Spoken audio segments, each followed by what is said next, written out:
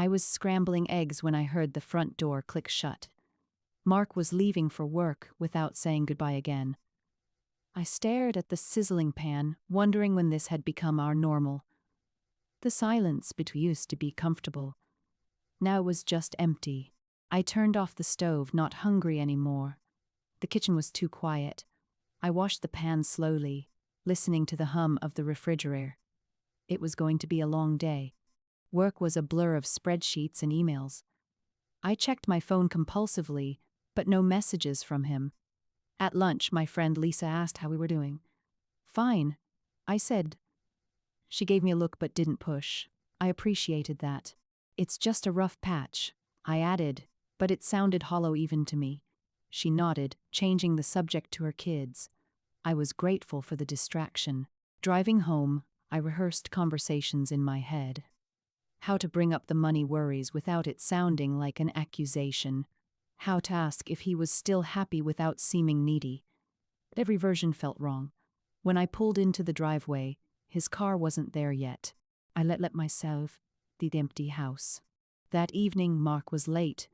I sat on the couch, pretending to watch TV. When he came in, he just nodded and went to the shower. The water ran for a long time. I thought about knocking, asking if we could talk, but I didn't. What would I even say? That I missed him. That I was scared. The words felt too heavy, too real. We ate leftovers in silence. The only sound was the clink of forks on plates. Finally, I cleared my throat. "We need to talk about the mortgage."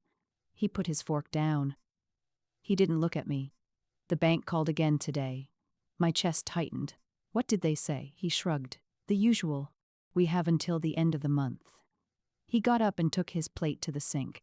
"I'll figure it out," he said, but his voice was flat, like he didn't believe it either.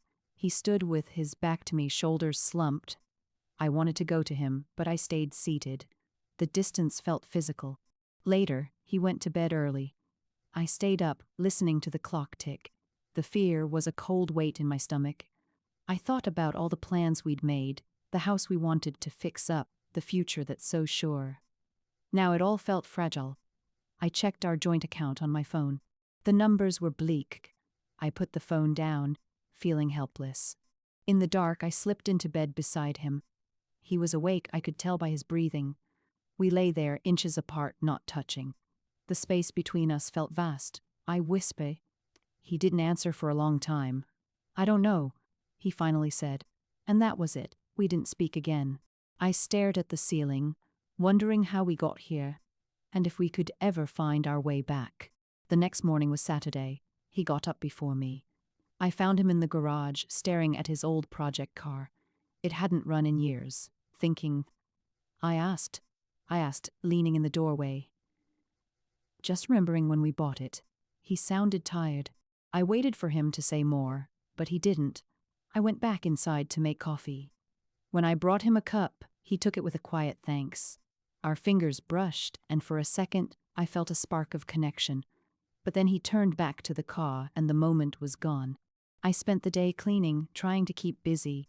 He stayed in the garage. We moved around each other like ghosts. By evening, the silence suffocating. I decided to order pizza, something we used to enjoy together. When I told him, he just said sure.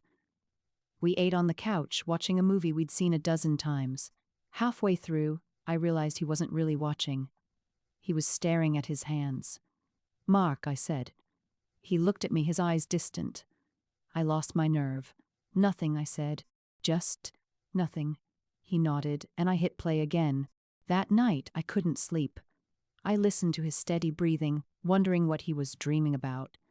Wondering if he still loved me, or if the stress had worn that away too. In the morning, I pretended to be asleep until he left. I didn't want to face another silent goodbye. When I got up, I found a note on the kitchen counter. "Gone to see my brother." That was all. No signature. I held the note, feeling the paper thin between my fingers. I didn't know what it meant. I didn't know what to do next. I just stood there, alone in our kitchen, waiting for something to change. The wait felt endless. I stared at the note for a long time. Gone to see my brother. It was a Saturday. He never just took off. I picked up my phone. calling him, admitting I was checking up on him. I didn't want to be that person. The house was too quiet. I cleaned the already clean kitchen, my mind racing. What was there to talk about with his brother that he couldn't talk about with me? By noon, the worry won. I called his brother Dan. "Hey's Mark over there?" I tried to sound casual. A pause. "No, he's not. He said he might stop by later, but I haven't seen him." "Dan's careful. Is everything okay?" My throat tightened. "Yeah, fine. He must be running errands." "Thanks, Dan." We hung up. He was lying for Mark. I knew it. The certainty was as a cold stone in my gut. I spent the afternoon pretending to read a book. Every car sound made me look out the window. The silence in the house came a roar. I thought about all the places he could be.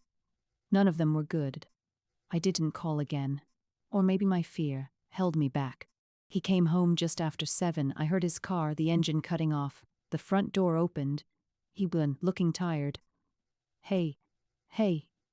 I stay on the couch. "How's Dan?" I asked. He didn't meet my eyes. "He's good." He went to the fridge and got a glass of water. He drank it slowly, his back to me. The lie hung between us, thick and ugly. I waited for him to explain, to say anything. He didn't. He just put the glass in the sink. "I'm going to take a shower," he said, and walked down the hall. I sat there, feeling stupid. I had a choice: confront him and start a fight, or let it go and feel the resentment grow. I chose silence. Easier. The water ran. I wondered what he was washing off. That night, we went to a dinner party at Lisa's. It was a terrible idea. We'd said we'd go.